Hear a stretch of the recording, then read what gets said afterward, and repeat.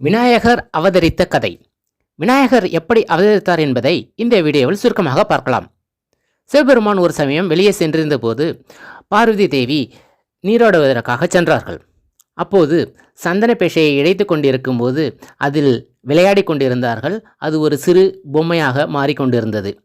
தற்சமயம் பார்வதி தேவியின் மூச்சு காற்றானது அந்த பொம்மை மீது பட்டு அந்த பொம்மைக்கு ஒரு உயிர் உருவாகிறது. அதுதான் பிள்ளையார். தற்போது பிள்ளையாரை ஒரு குழந்தையாக மாறி அவருடன் விளையாடி கொண்டிருந்தார்கள். பிறகு தான் குளிக்க நேரமாகிவிட்டது, தான் குளிக்கப் போகின்றேன், நான் குளித்து திரும்பி வரும் வரை யாரையும் உள்ளே அனுமதிக்காதே என்று பிள்ளையாருக்கு சொல்லிவிட்டு தனது முழு சக்திகளையும் கொண்ட சூலாயுதத்தை பிள்ளையாரிடம் கொடுத்துவிட்டு அவர் சென்று விட்டார்கள்.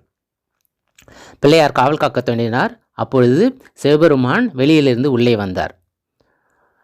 தன்னை உள்ளே வழிவிடுமாறு கேட்டார். ஆனால் பிள்ளையார் வழிவிடவில்லை. அவர் எவ்வளவு எடுத்து சொல்லியும் பிள்ளையார் கேட்பதாக இல்லை.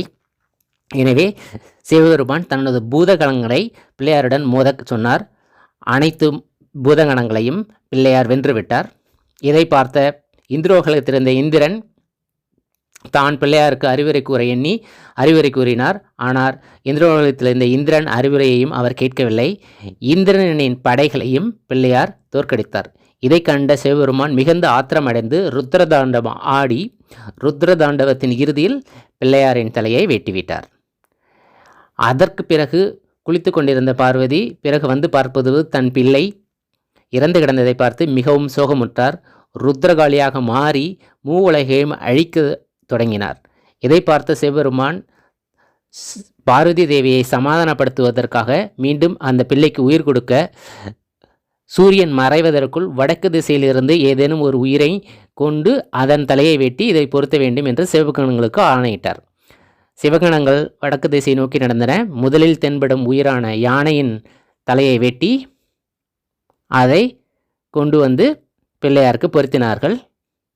பிள்ளையார் பிழைத்தார். ஆனால் மனித உடலும் விலங்கு தலையுமாக இருந்தது. இதை பார்த்த பார்வதி மீண்டும் சினத்துக்குள்ளானார். இப்படிப்பட்ட பிள்ளையை யாரும் பார்த்திருக்க மாட்டார்கள், எல்லோரும் கேலி செய்வார்களே, நான் என்ன செய்வது என்று.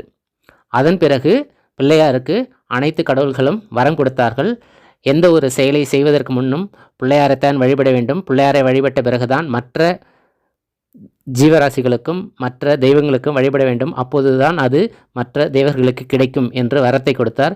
அதே போல்தான் நாமும் இன்று எந்த ஒரு செயலை செய்வதற்கு முன்பும் பிள்ளையார் சுழியிடுவதோ அல்லது பிள்ளையாரை முதலில் கும்பிட்ட பிறகு மற்ற தெய்வங்களை கும்பிடுவதோ வழக்கமாக உள்ளது.